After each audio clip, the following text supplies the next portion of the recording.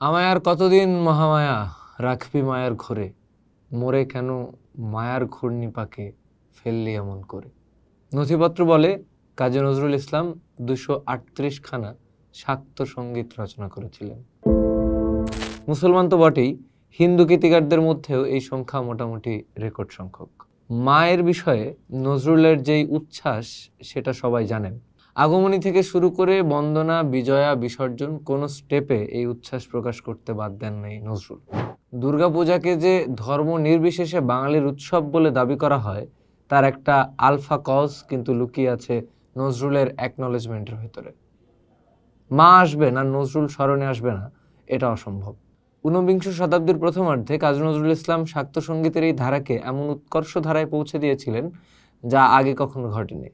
বাণী ও সুরের বিচারে তাকে সর্বকালের শ্রেষ্ঠ শাক্ত সঙ্গীত রচয়িতা হিসেবে আখ্যায়িত করলে তা অতিরঞ্জিত হয় না। অনুযোগ, আত্মবোধন, প্রার্থনা, বন্দনা, পরম ভক্তি, দেবীস্তুতি কোনো অনুষঙ্গ নজরুল বাদ রাখেননি।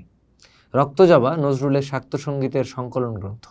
শক্ত তত্ত্বকথা বাদ দিয়ে কেবল গানগুলো পর্যবেক্ষণ করলে দেখা যায় যেসব গানে দুর্গাকে নানাবিধ নামে অভিহিত করেছেন নজরুল।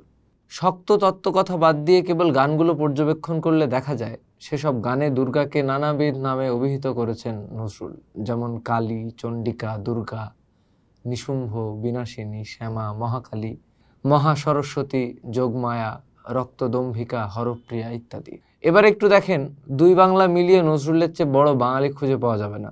আর পুরো বাংলাদেশ ঘুরে একটা মানুষকে পাওয়া যাবে না যে নজরুলের মুসলমানিত্ব নিয়ে প্রশ্ন করতে পারে।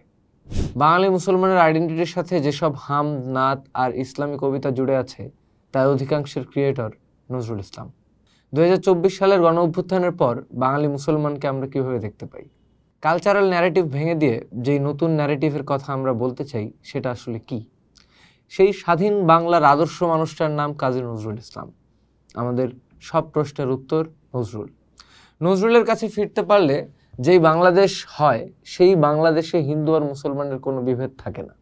ইনফ্যাক্ট শুধু বাংলা কেন, নজরুলের বিশ্বকল্পে কোনো মানুষের সাথে কোনো মানুষের বিভেদ থাকে না। পোস্ট দেখুন, ভাবুন, করুন, থাকুন পোস্টের সাথে।